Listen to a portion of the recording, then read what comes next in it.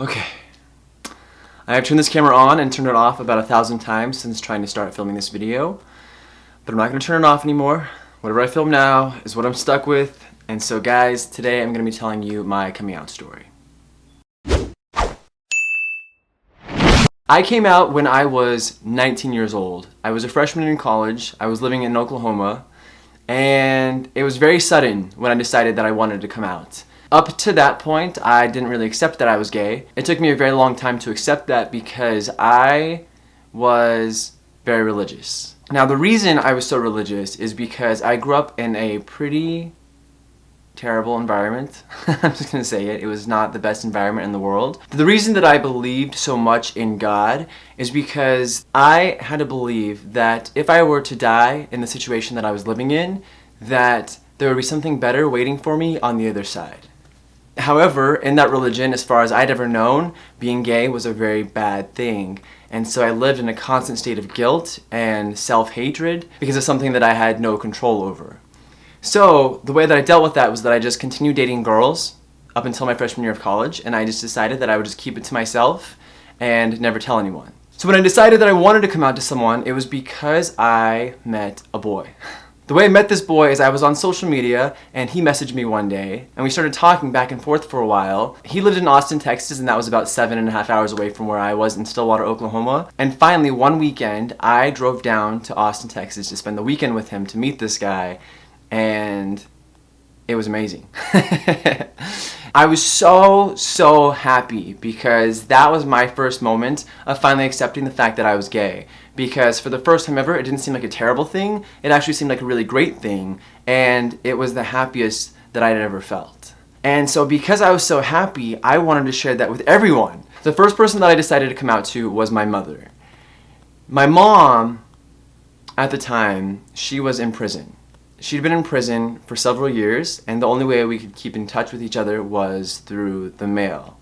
And that's an entire different story, but I decided I would come out to her first because I figured of all people in my life, she would be the most supportive and happy for me. I just remember being so excited as I wrote this letter to her. I told her all about the guy that I met. I told her how happy he made me. I admit that I was gay, and I was very excited to share that with her because it was finally something that I'd finally accepted for myself. I finally got a letter back from her in the mail about a week or two later, and right when I saw that letter, my heart stopped because her response was nothing like I thought it was going to be. Her response was probably the farthest from what I expected it to be, and it wasn't a very nice letter. And in that letter, she said a lot of really not so nice things, but one of the lines that stood out to me the most was that I'd taken away any reason for her to stay alive and any moment of happiness she's ever had. As far as she was concerned, she no longer had a son. And that was very tough. It was like a knife in my heart because I thought of all people she would have been the most accepting. A week after that letter she sent to me, I received another letter. In that letter, she apologized and she said that she loved me no matter what and that she accepted me no matter what. And she said that her reaction was because she was nervous that I was going to end up with HIV, and she was worried about the lifestyle of being gay, and she didn't want me to end up in a dangerous situation. It was bittersweet, of course, because I was hoping that her first response would be something like that, but I, to this day, am very grateful that she came around so quickly, because I know that some parents don't, and I didn't do anything to make her change her mind. She did it by herself, which was kind of a big deal for me. It took me 18 years to be comfortable with my sexuality, and so obviously it was going to take her a little bit of time also to accept that, and I just needed to be okay with that myself. And so when I got that letter from her, I was very happy about that, and the next person to come out to was my dad. My dad is very old school Arkansas, and I didn't really have a relationship with him either. My dad is the person that kicked me out when I was 15, and that, again, is a story in and of itself. Now, when I decided to come out to my dad, I had also decided to move to Austin to be with this guy. Now, that was a terrible mistake because I had a full ride scholarship at Oklahoma State University. I had several scholarships that were getting me through school, and I gave them all up so that I could transfer to UT so I could be closer with this guy. Now I know that sounds absolutely crazy, but the thing is with me, I went so long without having a family to turn to, and I felt so alone and was always looking for a place that I belonged, that I finally found that sense of belonging in this guy who made me feel so good that I was willing to do whatever it took to be with him to finally get that feeling of feeling that I belonged somewhere.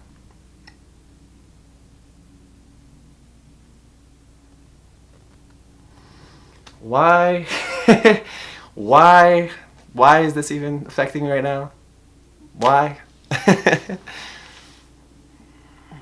But anyways, I decided to move down to Austin to be with this guy, and I wanted to tell my dad to his face.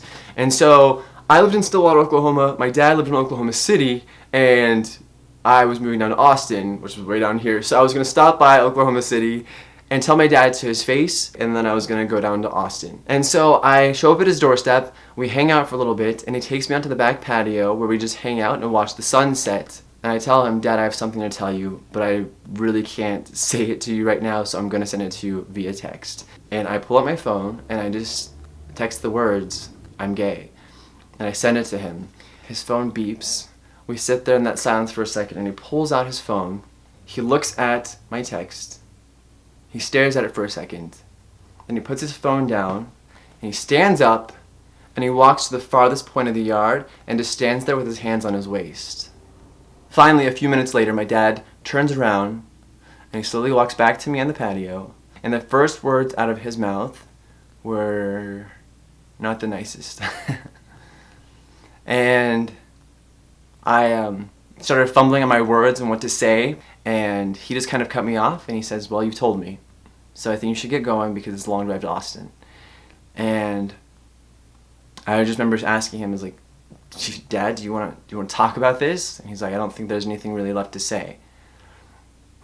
I was too nervous actually to feel sad at that point. I just wanted to get out of there because I said it, he heard it from me, and that's all I wanted to do. That's all I wanted to accomplish in that conversation. So I got up and I left and I started driving to Austin. However, on that drive, I got a phone call from my dad. I'm expecting him to yell at me or tear me apart. I have no idea what he's going to say, but instead, he seems very calm and collected. And he tells me that he loves me and that he supports me, and I'm just like floored by this because that was the last response that I expected. However, a second after he tells me he loves me, he says, there are things we can do to fix this. And that moment of happiness that I had from getting that approval from my dad that I had sought for so many years up to that point just kind of vanished in a heartbeat when I realized that he was only giving me that support because he wanted to change a fundamental part of who I was.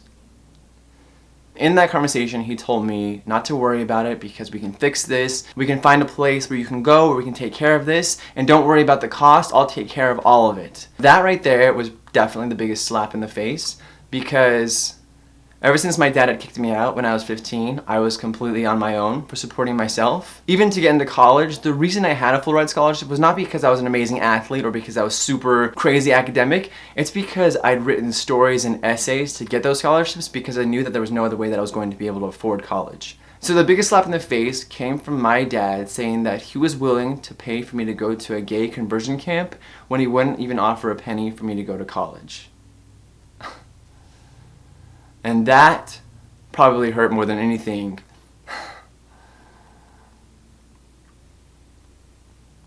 God, still hurts. Still hurts. That hurt. Fuck. I don't know why. It's so long ago. It was so long ago and I don't know why it still affects me. But it was just a big slap in the face. And in some ways, I wished that he would have just reacted badly and yelled at me and disowned me as a son, because to get that little glimpse of the love that I wanted so bad from him for so long, and to have it snatched away before I even had a chance to enjoy that moment, it just really, really hurt. And man, the thing is, in that conversation, however, I humored it. I didn't, respond negatively. I just kind of kept quiet as he said all these things because I was just happy that he was finally talking to me in a nice way. And so I moved down to Austin. I stayed there for a few months. My heart gets broken by this guy. That's another video. After having my heart broken in Austin, I moved back to Colorado. And in that time, I tried to maintain a relationship with my dad. And every conversation was just about trying to fix my problem. It was hard because I wanted a relationship with my dad so bad. And it seemed the only way that I could have one is if we were having a conversation about ways to change a part of who I was. And so finally, I don't know what triggered it, but finally I was like, Dad, that's enough.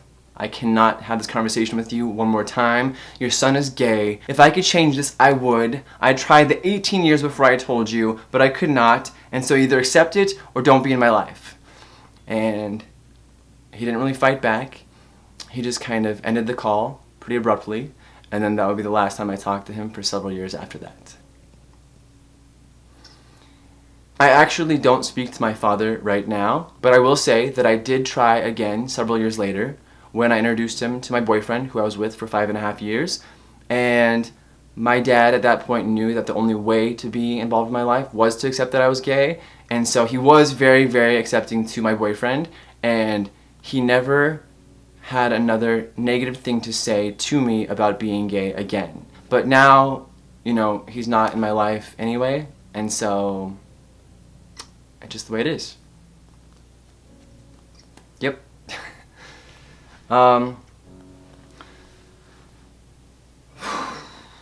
Regardless of how my experience was with my parents, I will say that both of them came to accept me for my sexuality, and I do have a lot of love for them, regardless of our past. But yeah, that's my coming out story. I honestly don't think that I have a takeaway from this story. It just kind of is what it is, and the reason I wanted to tell this story is because I wanted to let you guys get to know me a little bit better. The reason I decided to come out wasn't necessarily because I was seeking the approval of others to love that about me. I just needed to be true to myself. There's a quote that really applies to the situation for me. I would rather be hated for the person I am than loved for the person I'm not. And that was a very big lesson that I learned in my coming out situation, because at the end of the day, regardless of people's reactions, the thing that mattered the most was that I was okay with being gay. And that was probably one of the happiest moments of my life. So I guess that's all I have for right now. So thank you guys so much for watching, and we'll see you next time.